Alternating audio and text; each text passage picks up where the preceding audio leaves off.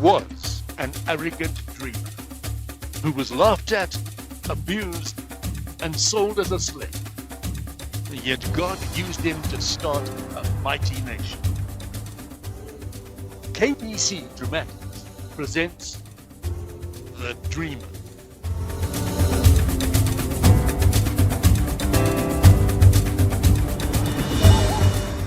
My name is Joseph, and my father was a fellow called Jacob. Oh, how I loved him so much. We often used to sit together, chatting and laughing. Now the problem was that I had 10 half-brothers and a full brother called Benjamin, who was 11 years younger than me. I often found myself looking after my little brother while the rest of my older brothers were out in the fields, taking care of my father's many cows, goats, and sheep. I was my dad's favorite son. And this annoyed my elder brothers to no end. And my father also insisted that I do the 3 R's. Reading, writing, and arithmetic, so that I could one day take over his farming business. Oh, this cheesed off my brothers even. Then, to top it all, my father gave me, for my 18th birthday, the most beautiful and expensive cloak money could buy. It had every color of the rainbow woven into it. I loved it so much that I wore it every single day. You know, I even slept in it sometimes. I used to study the scriptures and pray to God regularly. I also used to have dreams, vivid dreams, that seemed as if God himself was talking to me through them. I remember one that I had which was so real that I gathered my brothers together and told them about it. Now the dream was about myself and my brothers collecting corn and making sheets. But my sheet was the biggest. And all the ones collected by my brothers came around mine and bowed down. Oh boy, were they angry. They said that I was being a brat by pretending I was better than them. Dan went on to say, through gritted teeth, that if I carried on like that, I might find myself in trouble, big trouble. Despite my brothers being so petty, life was fairly good. Well, for me at least. Until that day that changed everything.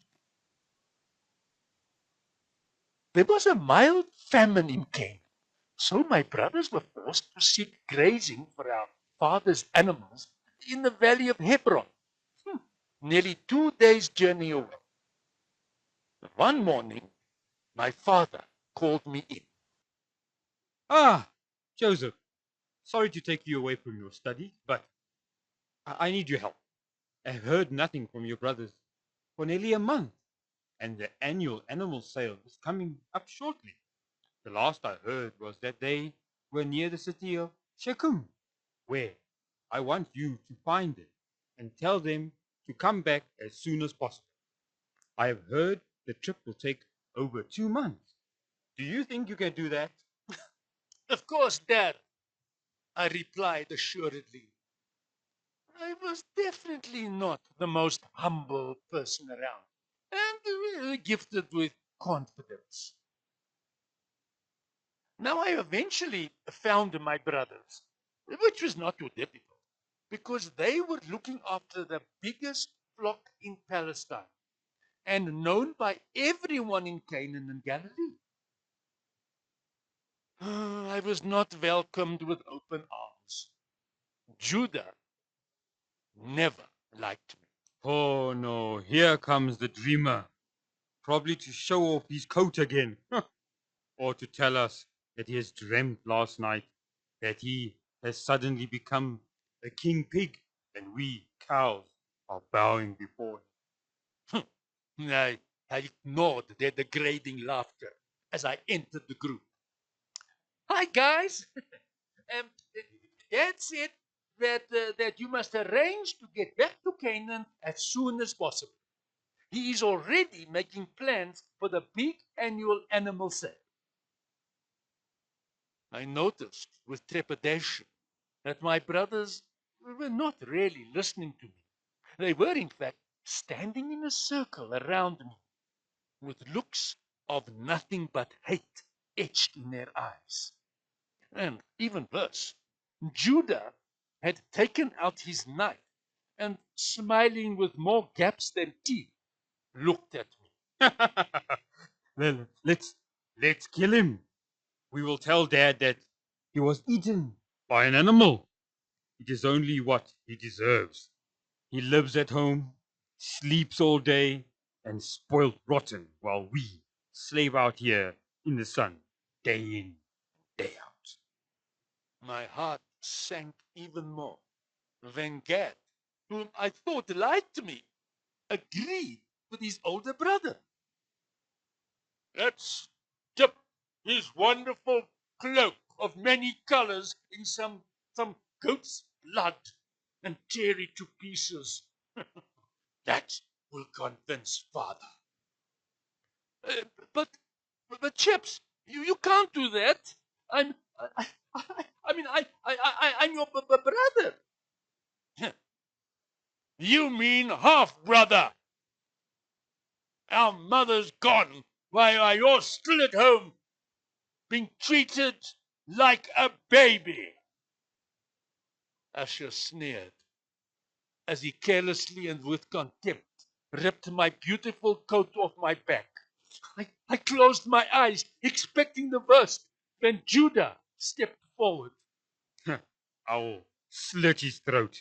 Then we can see what will become of his mightier than thou dreams. Oh, I could have kissed my oldest brother Reuben when he stepped forward. Wait, wait. We will shed no blood. His next words sent a cold shiver down my spine. But let's take him and throw him in that empty well over there. I found out later that he was actually planning to secretly get me out. But God had other plans. I was then half marched, half dragged to the well, and thrown in like a bag of rubbish. Judah spat into the pit. And may you rot in that hellhole. Actually, you are going to slowly starve to death. Because no matter how hard you scream, no one will hear you. Why? This well is in the middle of nowhere, and no one will ever know that you are here. I had landed hard at the bottom of the dry well, but the pain in my elbows and knees was the least of my concerns.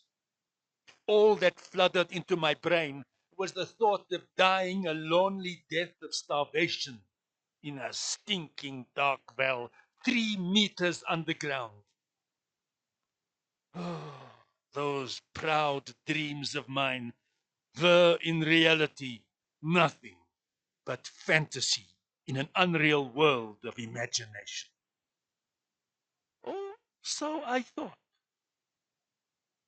I had been sitting in the well for, well, over an hour, trying to breathe through my mouth because, oh, it stank something off. Then I heard voices from near the opening of the pit. The next second, a rope was dropped down. Oh, hang on tight. We're pulling you up. When I got to the top, I saw my brothers were standing with a group of Ishmaelites. The man leading this troop of travelers came over to where I was standing and walked around me like a farmer inspecting a prize bull. Every so often, he would poke me in the ribs or force my head back with his camel riding crop. Eventually, he turned to my brothers and nodded. With mounting horror, I watched as he pulled out a small bag which I knew contained silver and handing it to a smiling Judah. I had been sold by my own brothers as a slave. Then began the most arduous and difficult journey of my life. I was tied to the back of a camel, and while the Ishmaelites mounted and rode comfortably on the beasts, I had to walk behind and keep up with the hardy animals that I was tied to, or I would have been dragged over that hard desert. Eventually, we crossed the Red Sea and stopped in the city of Avers, which is in the Goshen region of Egypt. I was ordered to wash myself from top to bottom, comb my hair, and put on some fairly decent clothes which they gave me. I was then taken to a square in the middle of town and paraded up and down like a cow in the front of a dozen or so rich men. One fellow, obviously with a great deal of money, well, he seemed to have taken a liking to me and outbid everyone else to become my new owner. Potiphar was as pleased as Punch as he took me to his magnificent home in Avers. He was even more chuffed when he found out how God had blessed me with management abilities. And soon he placed me in charge of, well, basically everything. Now this suited him down to the ground, because being a very high officer in Pharaoh's army, he often had to leave home for days to sort out problems in the far corners of the Egyptian kingdom. Now, while in Canaan, besides dreaming, I had regularly exercised and had a six-pack most men would have been proud about, as well as gifted with a face that, well, looked as if it had been modeled by Yahweh himself. Potiphar's wife was a few years younger than him, and, to put it mildly, well, edging on the heat of a poker that had been retrieved from a fire. I could see that this gorgeous woman was rather bold, especially with her hubby regularly out of town. Often, I could see lust etched in her eyes as she stared at me. And I knew, I just knew, that things were not very kosher.